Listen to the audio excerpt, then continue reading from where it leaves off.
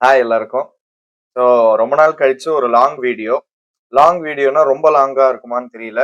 But ஆனா shorts அளவுக்கு ஷார்ட்டா இருக்காது அப்டின்னே சொல்லலாம்.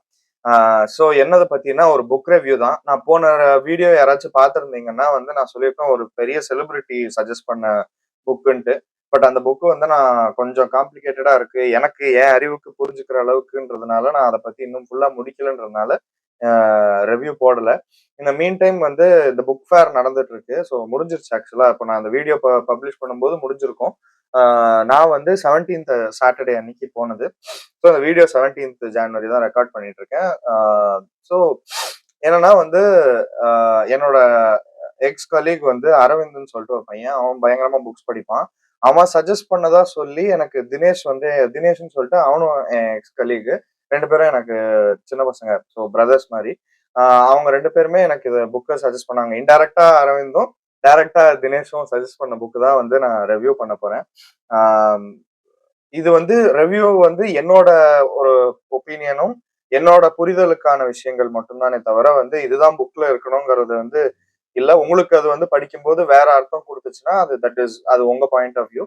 ஸோ நான் இதுல வந்து என் பாயிண்ட் ஆஃப் வியூ தான் சொல்ல போறேனே தவிர, இதுல நான் பெருசா பயங்கரமா நான் யோசிச்சுட்டேன். இதத்தான் ஆத்தர் சொல்ல நினைக்கிறாரு அப்படின்லாம் நான் எதுவும் சொல்லல. நான் என்ன புரிஞ்சுக்கிட்டேன்றது தான் வந்து இதுல சொல்லப் போறேன். ஸோ என்ன புக் அப்படின்னு பாத்தீங்கன்னா, சோற்று கணக்கு பை ஜெயமோகன் அவர்கள். இந்த புக் வந்து விலை வந்து இப்பவே சொல்லிடுறேன். ரூ. 40. புக் ஃபேர்ல தான் வாங்கினேன். வெறும் ரூ. 40 தான் இந்த புக். இதுல மொத்தமே 31 பக்கங்கள் தான். புக்க பொறுத்த வரைக்கும். ஸோ 31 பேஜஸ் ரொம்ப சின்ன புக் தான்.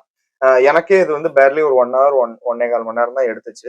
ஏன்னா 30 பக்கத்துக்கு 1 1/4 மணி நேரமான்னு சில பேர் யோசிக்கலாம். நல்லா நிறைய புக்ஸ் படிக்கிறவங்க. பட் எனக்கு அது தேவைப்பட்டுச்சு. ஸோ இந்த கதை வந்து நான் சும்மா ஒரு சின்ன ஜிஸ்ட் மாதிரி கொடுத்துட்றேன். அதுல எனக்கு பிடிச்ச சில விஷயங்களும், எனக்கு ஏதோ ஒரு விஷயத்துல ரிலேட் ஆனத பத்தியும் நான் சொல்றேன். ரிலேட்னா எனக்கு இல்ல என்னை சார்ந்தவங்க அப்படின்ற விஷயத்த வச்சு சொல்றேன் நானு.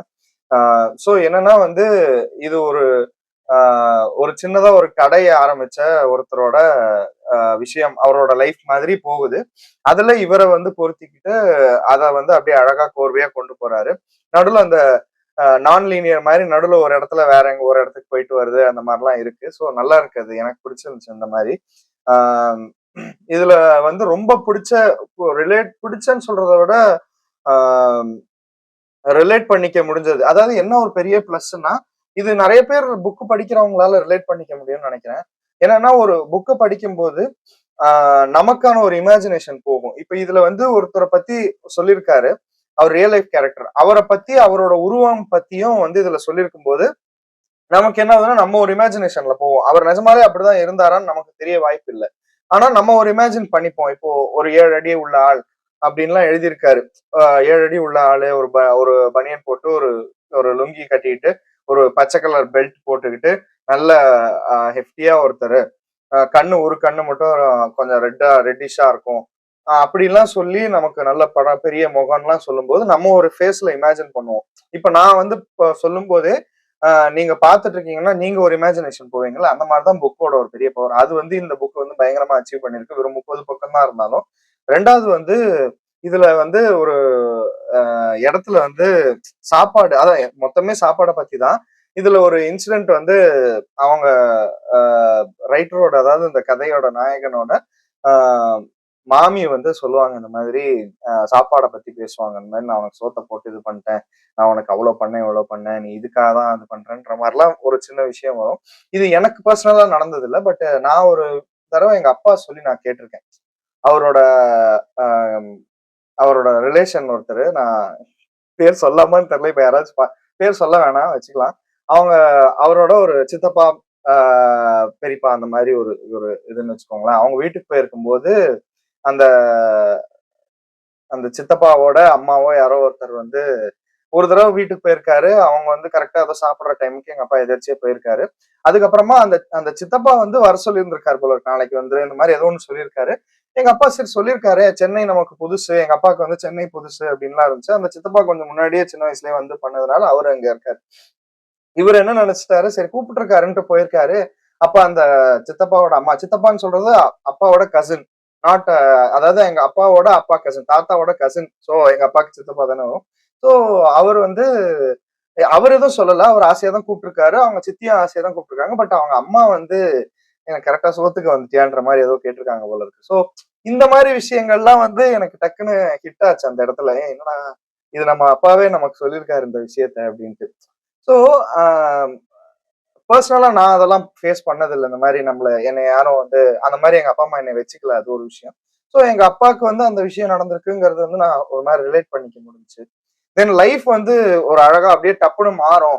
இன்னைக்கு கஷ்டப்பட்டுட்டு இருக்கிறவங்க நாளைக்கு திருப்பி பெட்டர் ஆறதுக்கான சான்சஸ் இருக்குங்கிறதும், அந்த சாப்பாடு போட்டதுக்கான நன்றியும் வந்து எப்படி இவர் காட்டுறாருன்றதெல்லாம் வந்து இதுல அழகா சொல்லியிருக்காரு.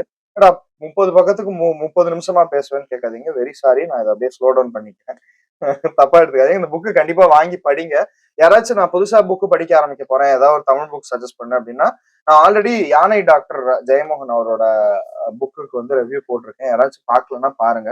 ஆஹ் அந்த புக்கும் சரி, இந்த புக்கும் சரி, it is very simple and easy to read. ரொம்ப ஈஸி. நான் தமிழ் புக் இப்பதான் படிக்க ஆரம்பிக்க போறேன். இல்ல புக்கே நான் இப்பதான் படிக்க ஆரம்பிக்க போறேங்கிறவங்களுக்கு இந்த சோற்று கணக்கு, அதுக்கப்புறம் யானை டாக்டர் பை ஜெயமோகன், இது ரெண்டுமே வந்து பயங்கரமான புக்ஸ். ஏன்னா ஈஸியா முடிச்சிடலாம். நமக்கு அந்த நிறைய பக்கத்தை பார்த்தா சில பேருக்கு பயம் வரும். எனக்கெல்லாம் அந்த பயம் வரும். ஏகப்பட்ட பக்கங்கள் இருந்துச்சுன்னா வந்து எனக்கு டென்ஷன் ஆகும். சோ அந்த மாதிரி இல்லாம இதுல ஒரு 30 பக்கம். யானை டாக்டரும் பாத்தீங்கன்னா ஒரு 60 65 பக்கத்துக்குள்ளதான் வரும். சோ விலையும் கம்மி. இது ஒரு 40 ரூபா 30 ரூபா அந்த ரேஞ்சு, அது ஒரு 50 ரூபா 60 ரூபா ரேஞ்ச், அவ்வளவுதான். சோ 100 ரூபாக்குள்ளேயே உங்களுக்கு 2 புக்கும் கிடைச்சிருது. சோ நீங்க அதை வாங்கி படிக்கலாம். ஆஹ் படிச்சு பாருங்க எப்படி இருக்கு என்ன ஏதுன்ட்டு. யாராவது படிச்சிருந்தீங்க ஆல்ரெடி அப்படின்னா வந்து நீங்க கண்டிப்பா உங்களோட கமெண்ட்ஸும் இதுல சொல்லுங்க. முடிஞ்சா இந்த மாதிரி நிறைய புக் ரிவ்யூஸ் போட ட்ரை பண்றேன். ஏன்னா நான் கொஞ்சம் ஸ்லோ ரீடர்ன்றதுனால கொஞ்சம் கேப் நிறைய விழுது. ஸோ அதுக்கு very sorry. So thank you for வாட்சிங். நீங்களும் கண்டிப்பா படிச்சுட்டு உங்களோட பெர்ஸ்பெக்டிவோ இல்ல உங்க எக்ஸ்பீரியன்ஸ் இந்த மாதிரி நீங்க மேபி லைஃப்ல ஃபேஸ் பண்ணி இன்னைக்கு பெட்டர் பொசிஷன்ல இருக்கலாம். அதெல்லாம் கொஞ்சம் ஷேர் பண்ணுங்க, நம்ம தெரிஞ்சுக்கலாம். ஸோ கமெண்ட்ஸ்ல போட்டா நல்லா இருக்கும். நானும் ஹாப்பியா இருப்பேன்னு நினைக்கிறேன். தேங்க்யூ கைஸ் ஃபார் வாட்சிங். இன்னொரு வீடியோல பார்க்கலாம். பாய்.